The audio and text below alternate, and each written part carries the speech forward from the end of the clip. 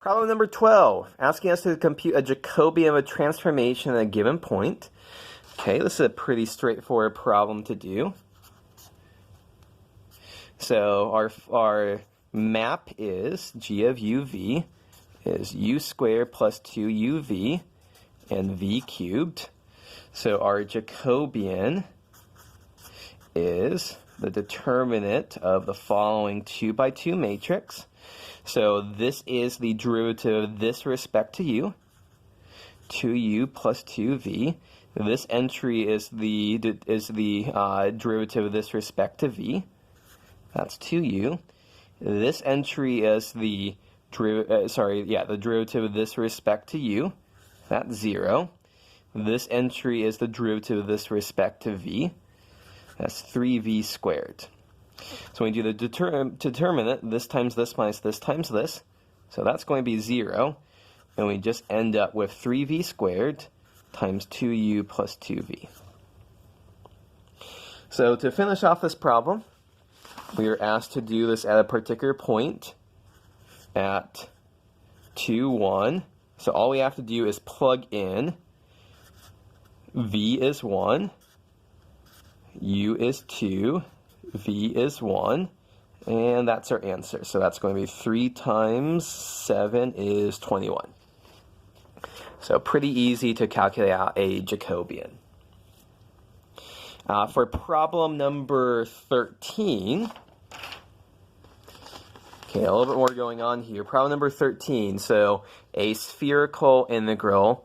So the region here is x squared plus y squared plus z squared is less than or equal to 2z. So x squared plus y squared plus z squared is less than or equal to 2z. And the function that we're integrating f of xy, well, I shouldn't say xyz, I'm just going to say f is equal to, I think we can recognize that as rho by this point. So we are integrating rho. Okay, so this is rho squared. And z is rho cosine phi. So whenever you are trying to figure out what your bounds are for rho and theta and phi, we can translate them from rectangular into spherical coordinates.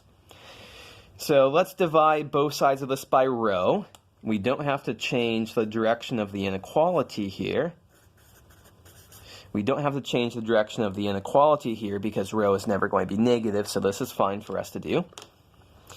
So here we have an upper bound on rho. We know that we have an applied lower bound on rho, which is 0 here. So we've got our rho bounds. Also, there's nothing to do here with like x or y off by themselves, so we're going to make a full loop around the circle in terms of theta. So theta is ranging from 0 to 2 pi. So now the final thing to do is to figure out what are our bounds on phi.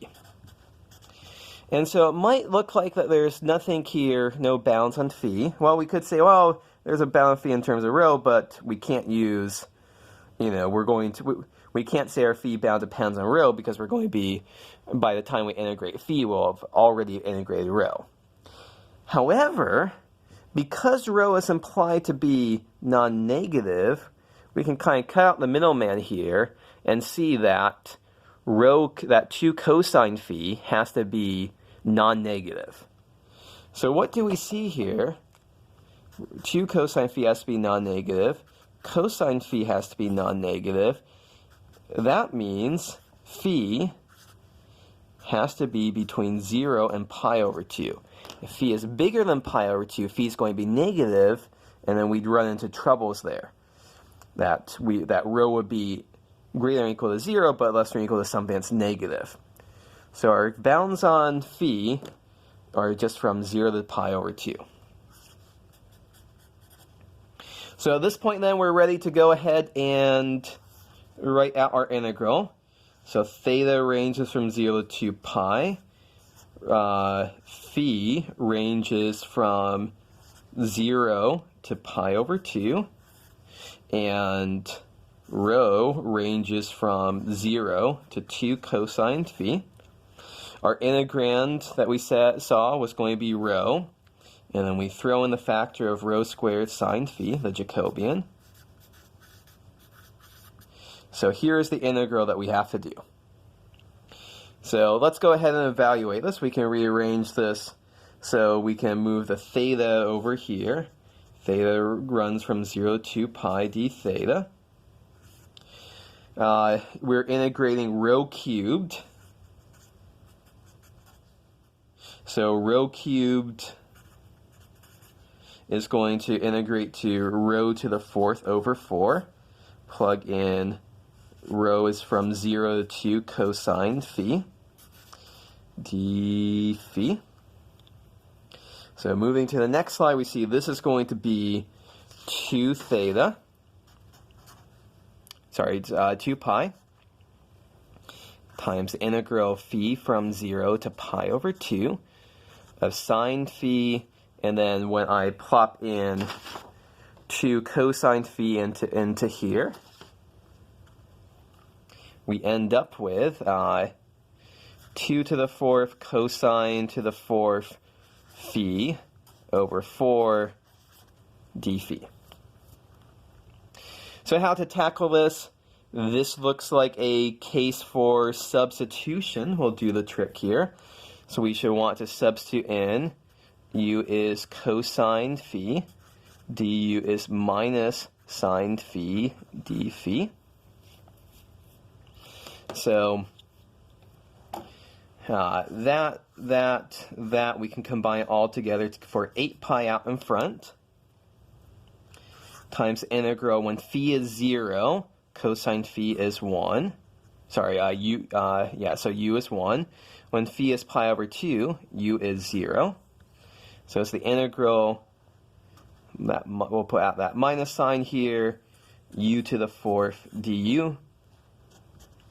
So when we do this, minus 8 pi, u to the 5th over 5, evaluate between 1 to 0, and this gives us 8 pi over 5. So the integration of this problem isn't too bad. The key steps are to figure out, rewrite this in terms of rhos and phis to get this bound, and then the clever observation here that this secretly gives us our bounds in terms of for phi there.